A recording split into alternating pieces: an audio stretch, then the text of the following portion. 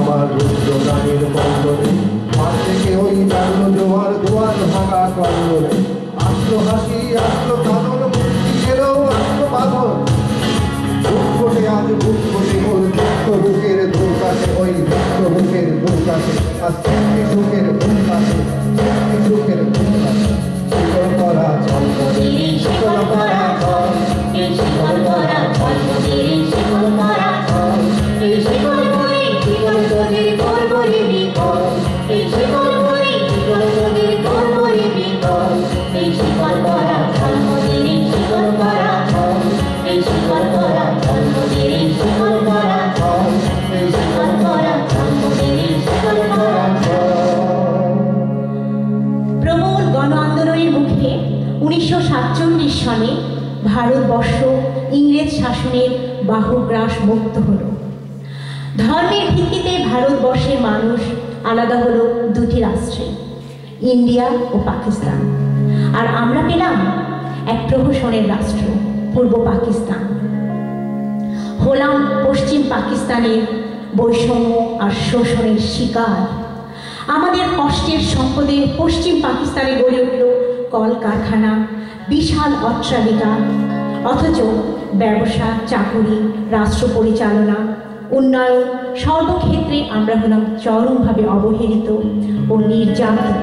এখানেই শেষ নয়, ওদের শোষণের কালো হাত এসে পড়ল আমাদের ভাষার উপর, আমাদের জাতিসত্তার উপর।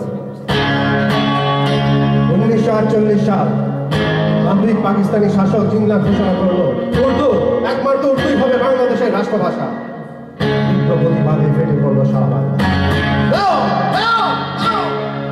রাষ্ট্রভাষা রাষ্ট্রভাষা রাষ্ট্রভাষা রাষ্ট্রভাষা 1952 সালের 21শে ফেব্রুয়ারি প্রাণের ভাষা, মায়ের ভাষা বাংলাকে রাষ্ট্রভাষার মর্যাদা দেবার দাবিতে রাজপথে নেমে এলো রফিক, বরকত, সালাম, জব্বার, শফিকের মতো অসংখ্য দামাল ছেলেরা। ক্রোধে উন্মত্ত পাকিস্তানি শাসকের লেলিয়ে দেওয়া পুলিশের গুলিতে রঞ্জিত হলো ঢাকার রাজপথ।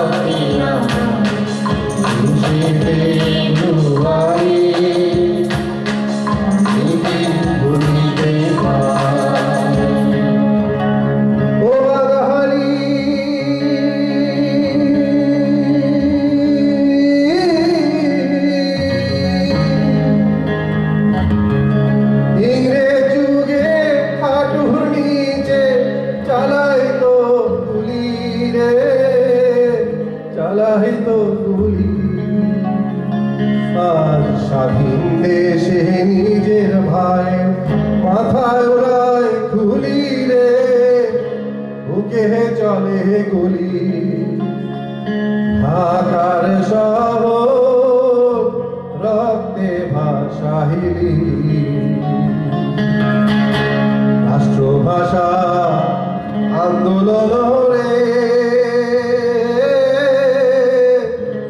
করিলি বাঙালি ঢাকার শহর রক্তে ভাষাইলি